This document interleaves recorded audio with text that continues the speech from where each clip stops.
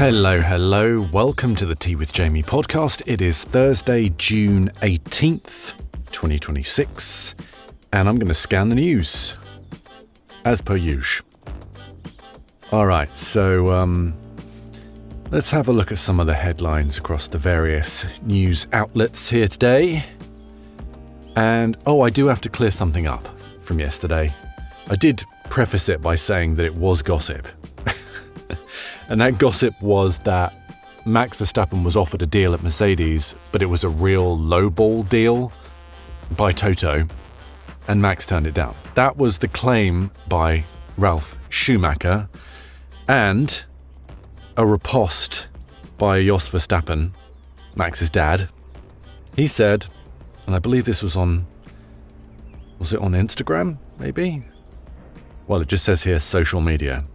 Quote, "Ralph, you're spreading misinformation again." Short and sweet. So, sounds like that wasn't the case. I think if it was the case, Team Verstappen would have just left it, right? Rather than just full-throated denial. All that speculation on why Mercedes would have offered Max a deal, clearly not the case. But anyway, that's all the fun and games of the rumour mill in the paddock, right? That's, and even then, maybe he did. Maybe Jos doesn't even know about it. Am I spreading more rumours? I don't know. This is ridiculous. We're all going round in circles here, but it is fun, all the fun of the Formula One fair. So yeah, according to Jos Verstappen, didn't happen. However, Max does have a clause in his contract that if he's not competing at the sharp end by the summer, I believe this is the case. I think he needs to be in P2 from what I've heard or seen various places. By the summer, he can break his contract. And he's not going to be in P2 by the summer. I think I can fairly confidently say that. I mean, there's only, 3 races until the break? Austria, Silverstone, 4 races. Austria, Silverstone, Spa, and Hungary. So, maximum 100 points. Let's have a look at where he is. He is P7 on 55 points. If he scored maximum points and Kimi Antonelli didn't score any points until the summer, Kimi would still be 1 point ahead of him. I don't think there are any sprint races between now and the summer, right? Actually, let's have a look at what the sprint races are. Sprint races 2026 F1. Okay, we've got a sprint in Silverstone, so he can get another 8 points there. So he would slightly nudge Kimi if he also got 8 points in the sprint. But he needs to be P2, that's 115. So even then, still not likely, right? He would have to absolutely dominate Lewis. And that's clearly not going to happen. So, he could break, if this is indeed the case, his contract has that clause in it, if that is the case, he could potentially break it over the summer. And therefore, the team he goes to wouldn't necessarily, or he wouldn't have to buy himself out of that contract. Because contracts are contracts until they're not, right? But this makes it easier. It makes the whole process easier if he has a clause where he could just exit without any kind of penalty. So, more just baseless speculation there. But, we like a bit of baseless speculation here. If you're in the UK and you're going to Goodwood, the Festival of Speed, Lando's going to show up. He'll be there after Silverstone on the 9th to 12th of July. And also Fornaroli, Bruno Senna's going to be there. And they're going to do a little McLaren celebration. So that's fun. If you're going to Goodwood, you'll see let's see what they're driving. This is on Racing News 365, by the way. You want to get the details. It's called Lando Norris set for title celebrations at iconic motorsport event. The 1993 MP48, the MP48B, and the 76 M23 will join the MCL60 in action. The MCL60 is the 2023 McLaren. So ground effect era McLaren, that was the one they turned around, I believe, from a terrible start to the season. And it was Austria where it really made a difference. I think they put the upgrade on Lando, and then by Silverstone, both of them had the upgrade, Lando and Oscar. And yeah, that was quite a notable car, that, actually, when you think about it, because that really was the start of the McLaren dominance. From right at the back to right at the front.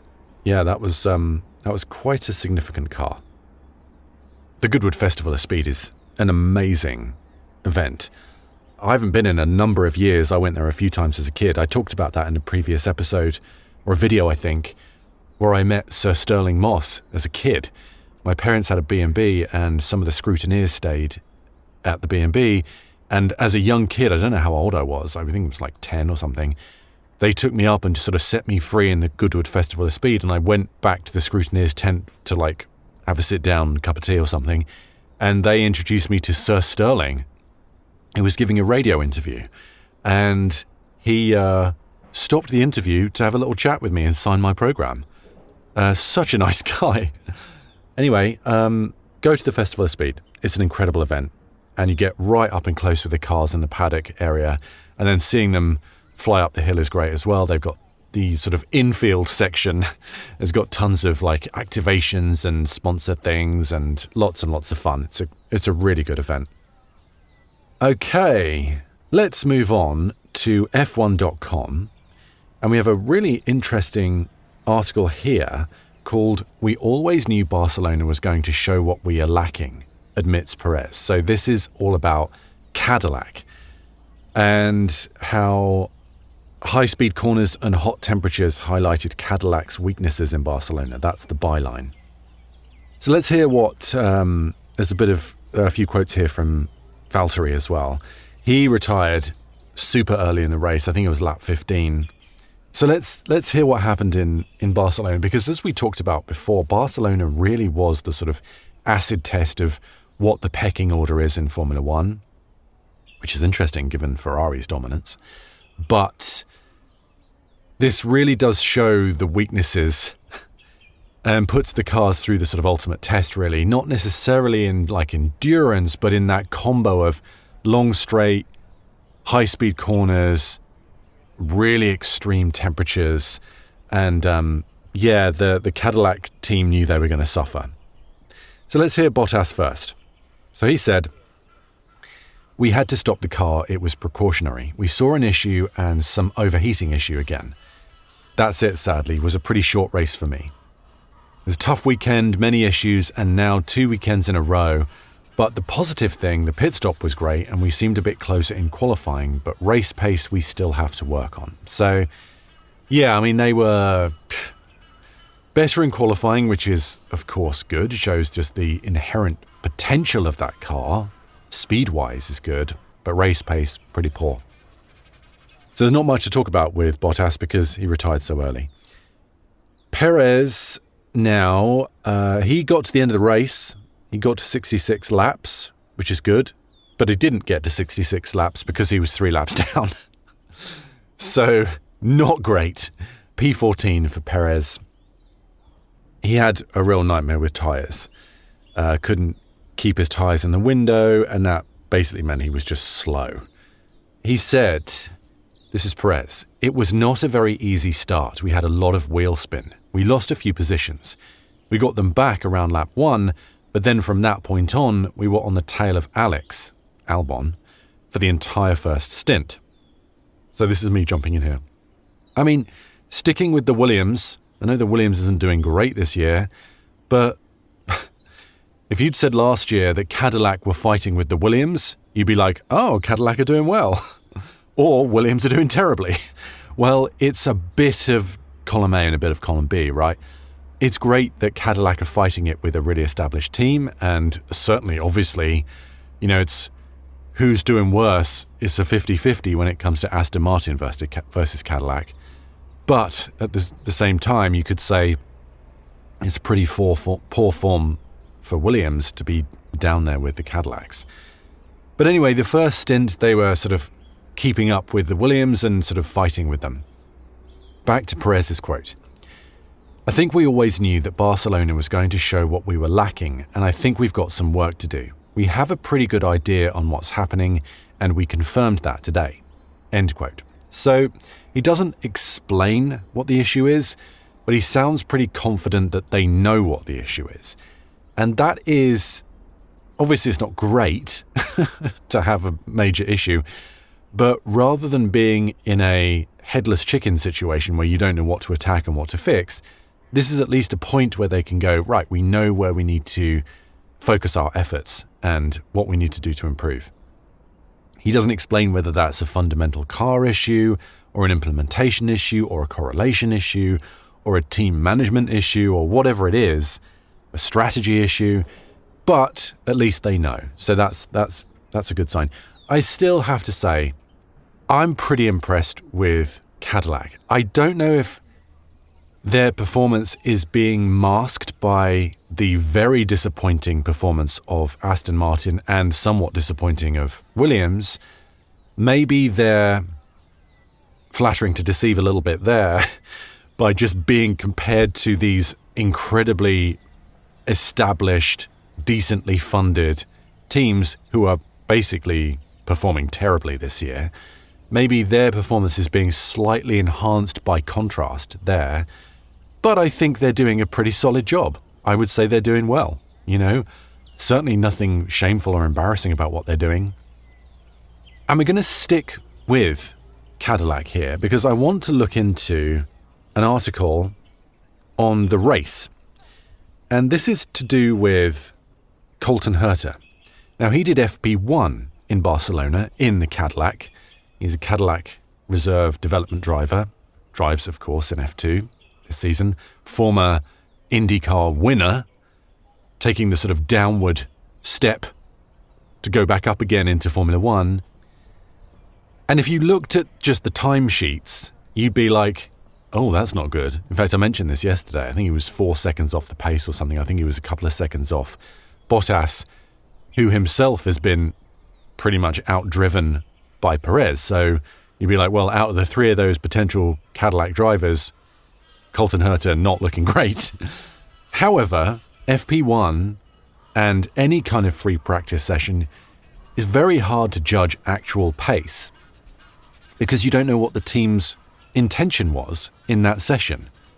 Whether it was just purely race pace, whether they were doing correlation tests, whether they were testing back-to-back pieces to see at a fixed speed. So you don't want to necessarily push to the limit. You want to have a benchmark standard pace so that you can test things back to back, and then all the sensors are going to compare the differences between the two. So, there's so many factors. You don't know fuel loads, you don't know tire life, you don't know traffic.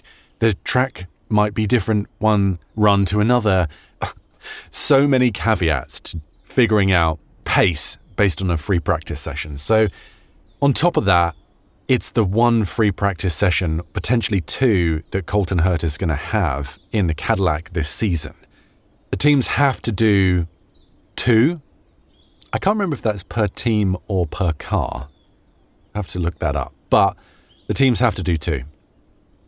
And him being the sort of first one outside of the other drivers to be called up if a driver had an issue, it's almost definitely going to be Colton Herta both times. So anyway, let's get to some quotes. So just to let you know, and this article goes into much more detail, Colton Herta has driven an F1 car before. So in the summer of 22, McLaren gave him an opportunity in Portimao, and he did a bunch of laps, 162 laps, over a couple of days in a 2021 car. So that's a couple of eras back now. So that was a fast car. He also did a test in an Alpine just to get himself up to speed with F1. That was a few months ago. And of course, he's been working in the simulator, in Cadillac Simulator. And so when asked what surprised him, this is Colton Herta, quote directly, about his FP1 run in the Formula One machinery after having been consistently in F2, this year, he said just the speed of the car, right? Whenever anybody talks about the F1 car in a push lap, it's just the outright speed of it. It's the most impressive part. The braking, the acceleration, the cornering, every part of it is just faster than anything I've done, so it's very impressive. And as this article points out, this is from a driver who's won 9 IndyCar races and was at the sharp end of the Indy 500. So, that's saying a lot. And these cars are slower this year as well. They're not far off, second or two. But it just goes to show you, just even in one of the slowest F1 cars, it's still extraordinary. Even being 3 or 4 seconds off the pace, these cars are doing extraordinary things, lap after lap, track after track. And we are used to it. We take it for granted because we see it week in, week out. But it's nice to get a bit of a perspective on that. So again, I'm not going to plagiarize everything, but asked how difficult the car was to drive, he said, "It's hard to say in an hour of running because you don't get too comfortable." He added, "The correlation in the simulator work that we did was quite good. References change when you get into the real thing. It feels real, so there's a different aspect of it. But I think all the prep work was very helpful for what we did." Yeah, seem like they're happy with the simulator, and that correlates with what, goes on track. And considering how complicated these cars are with all their various recharge and boost modes, in addition to all the other stuff, brake balance and, all the engine modes and, there's just, you look at a Formula One steering wheel, it's nuts the amount of settings they have on there to mess around with, on top of driving the car fast and safely, and the pressure of it being your big opportunity, and not crashing the car for the regular driver, and doing all the testing that the team wants you to do to, advance the car. I can't imagine the brain overload that must be, So hats off to these guys who come in and do these FP sessions. And having just come out of a totally different car, driving F2, because they had F2 in Barcelona. And then once they get out of F1, they're back in for qualifying for F2. So, it must be, just absolutely mind-blowing to do an FP1 session over the course of an F2 weekend. Anyway, I thought that was a nice little Cadillac section, both in terms of the drivers' feedback on the Barcelona weekend and a little bit on Colton Herta driving the Formula One car a few days ago. Okay, a couple of other bits of news for you. Let's go to planetf1.com. Title of this article, Red Bull perplexed by FIA verdict as Mekis calls for FIA conversation. So Red Bull, understandably, aren't happy and are confused by the FIA findings that the Red Bull ICE, the internal combustion engine, is the benchmark for all the power units in the field. They're like, huh? Us? Fourth? And what? So, as we know, the Mercedes power unit, really it's the electrical side that's really giving them the big advantage. So if you take the power unit as a whole, yeah, probably the Mercedes is, pretty up there with the Ferrari. Then it's Red Bull, and then probably Audi, then Honda. But it's not the entirety of the power unit. It's just the internal combustion engine that is tested.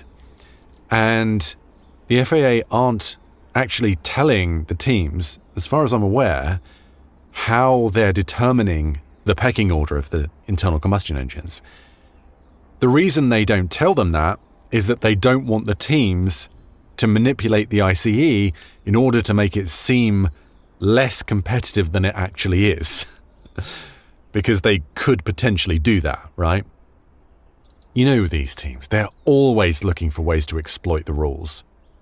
Every little thing they can do to exploit the rules, every opportunity they will take. Is it cheating? Well, it's competition, right? They're just trying to exploit every little grey area within the rule set. And that's what's fun about it. I think it's cool. Anyway, Red Bull are scratching their heads because they don't understand where the FAA are getting this information from, how they have any idea why their internal combustion engine is better than everyone else's. Now, to be fair, the FAA have the information from all the teams. Red Bull are making educated guesses on the other teams' internal combustion engines, right? They don't have that data straight up. So I understand that Red Bull are like, how? But they don't have the full picture because the teams aren't sending their information to Red Bull to get their take on it, right? So the FAA know at the end of the day. Anyway, the idea is that obviously this ADUO, additional development upgrade opportunity, is to allow all of the power unit manufacturers to somewhat equalize so we have a really competitive field.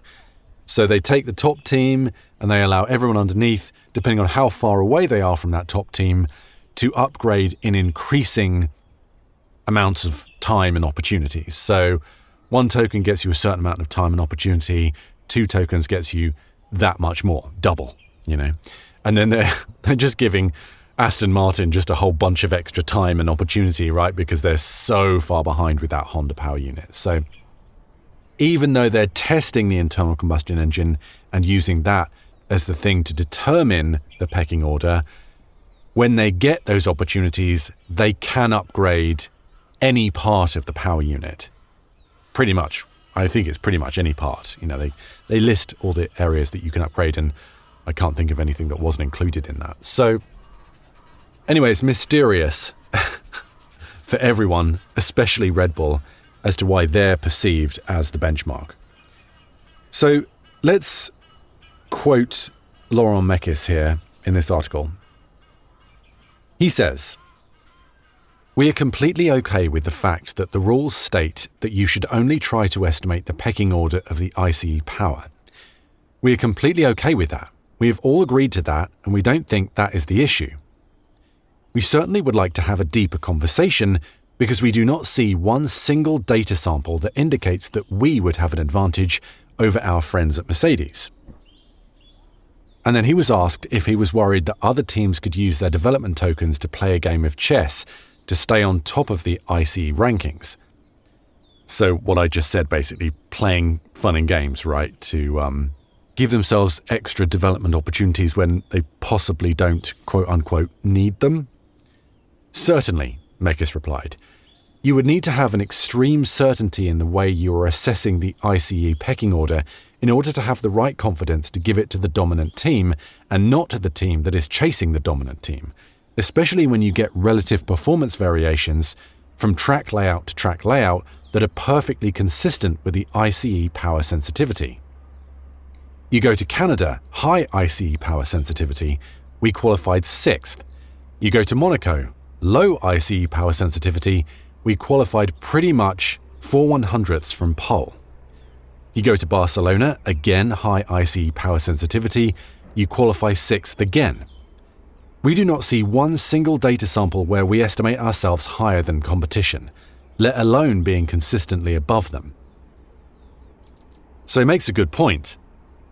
If you were just judging based on performance, where the power unit is properly stressed, like in places like Canada, the Red Bull doesn't do well, where it's dependent on the power unit doing well, the entirety of the power unit.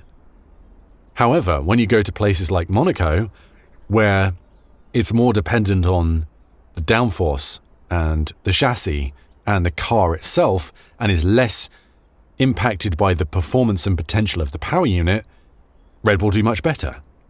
So I can see their point, but they're looking at the power unit as a whole.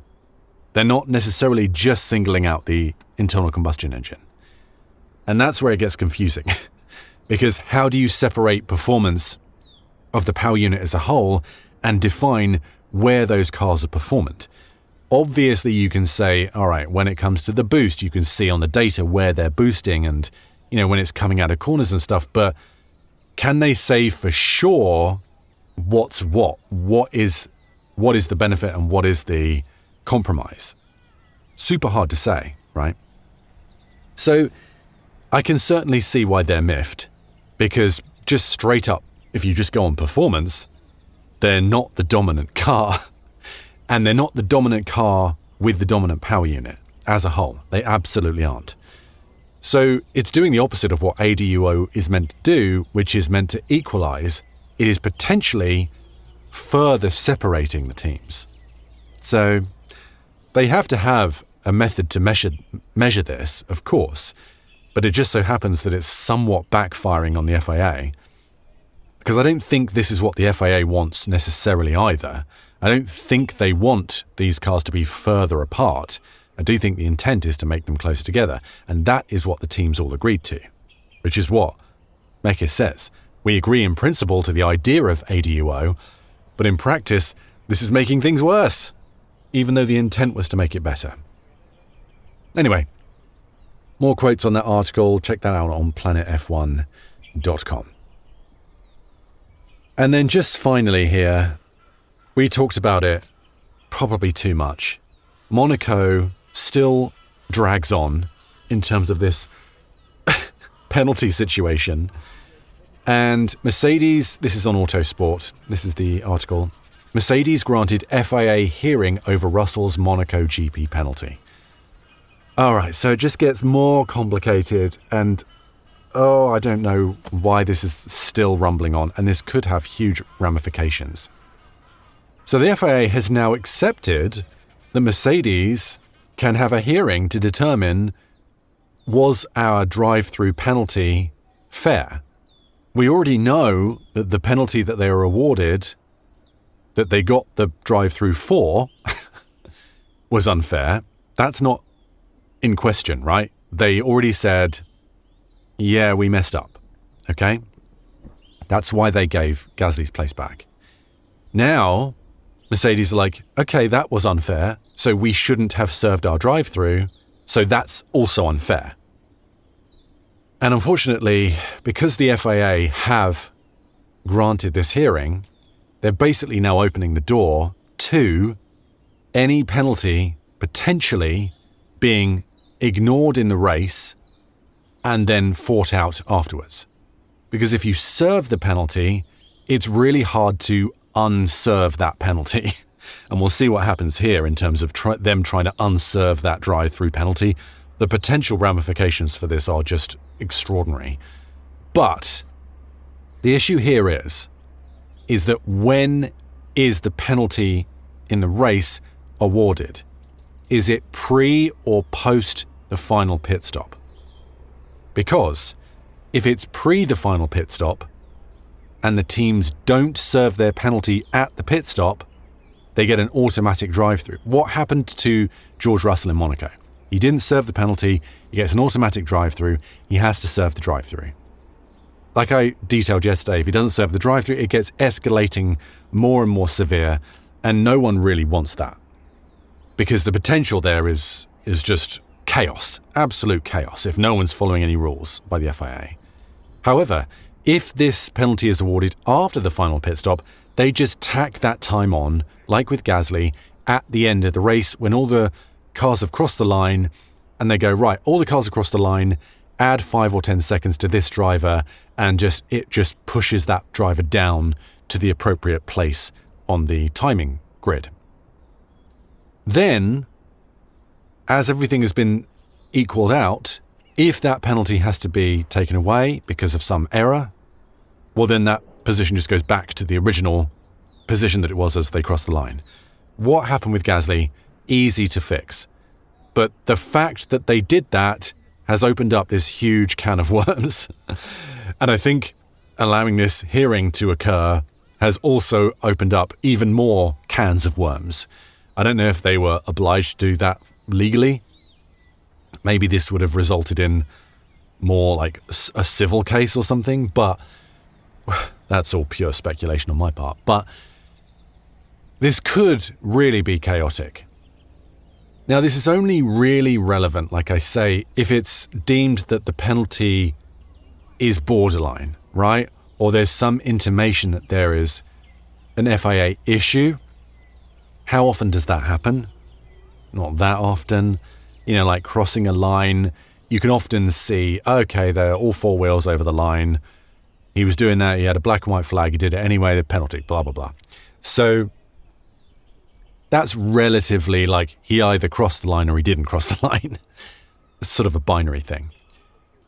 However, interpretations of rules, who was at fault in this first corner incident, who braked when, and were they far enough ahead, and did they have the racing line? Did they have the right to cut thing off? Like, could they see them? Were they reacting to something disconnected from the ultimate incident? Like, there's so much room for interpretation in Formula One that they have to have a sort of dictatorial authority, because if it just becomes this, well, we think this and we think this and we think this, chaos will ensue. And as much as I instinctively don't like dictatorial authority, in certain circumstances like this, you do have to have someone with the final word and go, right, at the end of the day, we've determined this, let's get on with it, let's just move on. Or 20 years later, we're going to have lawyers fighting this thing out in court, and the only people winning are the lawyers at the end of the day. Yeah, I mean, this is such a mess, and it's just gonna, until this just gets thrown out, which I hope it does, this is just potentially opening the door to more and more messes as we move forward. Because Formula One is always going to have contentious calls, right? And calls the teams, the protagonists in the situations are not going to like. Okay, that's all for me today. As per usual, please leave a comment and like this podcast. I would very much appreciate that. You can follow me on social media. It's my name, Jamie Muffett, or F1_Jamie, Jamie, by the way. And yeah, I'll be back again tomorrow. So have a great day, and I'll see you then. Bye-bye for now. Oh, and come on, England. 4-2.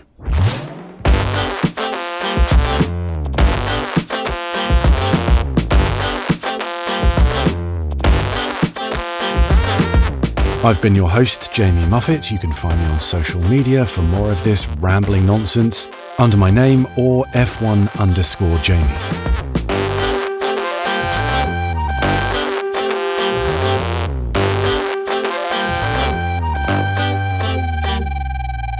This is an RPS audio production.